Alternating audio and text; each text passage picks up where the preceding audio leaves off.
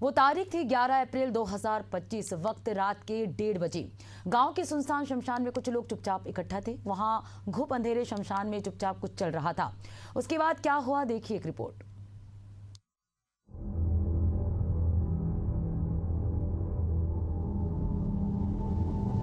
वो तारीख थी 11 अप्रैल 2025, वक्त रात के 1:30 बजे। जगह थी वीरान शमशान।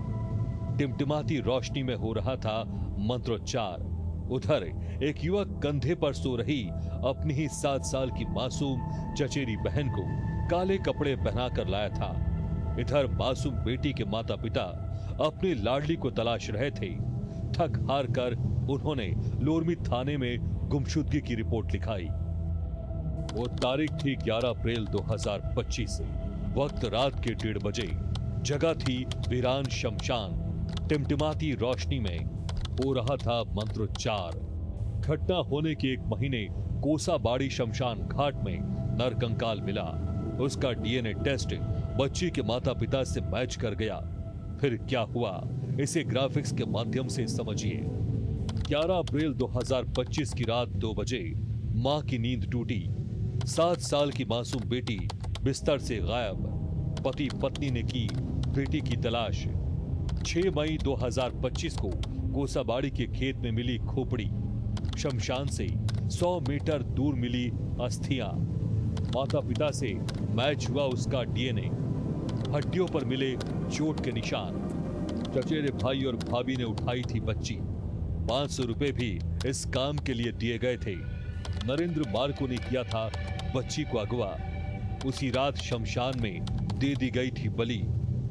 मामले में सियासत गरमाई तो भाजपा कांग्रेस ने भी 2-2 हाथ कर लिए। अंदाजा लगा सकते हैं, दुर्ग में 6 साल की बच्ची के साथ रेप हो जाता है, रायपुर में 3 साल की बच्ची के साथ रेप हो जाता है, और आज लोरमी जहां हम लोग न्याय यात्रा में चल रहे हैं, यहाँ 7 साल की बच्ची गायब हो जाती है। आखिर इस प्रदेश में महिला अत्याचार रोकने में क्यों विफल हुई है सरकार? कोसाबाड़ी में एक मासूम बच्ची खो गई है। मैं लगातार न केवल उनके परिवार से संपर्क में हूँ, पुलिस से भी लगातार संपर्क में हूँ। पुलिस प्रशासन लगातार इस मामले की छानबीन कर रही है, पूछताछ कर रही है। उम्मीद करते हैं कि बहुत जल्दी इस मामले का पटाक्षेप होगा और बेटी का पता चलेगा। लोरमी पुलिस ने ब्रेन मैपिंग नार्को टेस्ट कराकर कुल 5 आरोपियों को कैसे अरेस्ट किया, खुद ही सुन लीजिए। परिवार के लोग शामिल थे और जो यहाँ पर जो पीड़ित पक्ष था वही इसमें शामिल था, इसलिए केस बहुत ही क्रिटिकल था। इसीलिए हम लोगों ने इस केस के लिए ब्रेन मैपिंग, पॉलीग्राफ और नार्को टेस्ट हम लोगों ने करवाए और उसी के माध्यम से हम लोगों को काफ़ी सारी इसमें लीड मिली।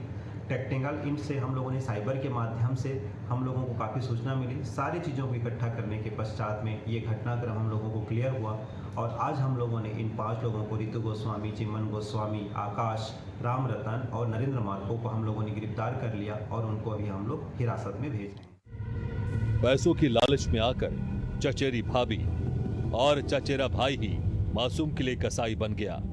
तंत्र मंत्र, टोने टोटके से कुछ भी नहीं होता है। ऐसे में बस एक ही बात समझ में आती है कि हर बुरे काम का अंजाम बुरा होता है। लिहाजा जागरूक बने, जाहिल नहीं।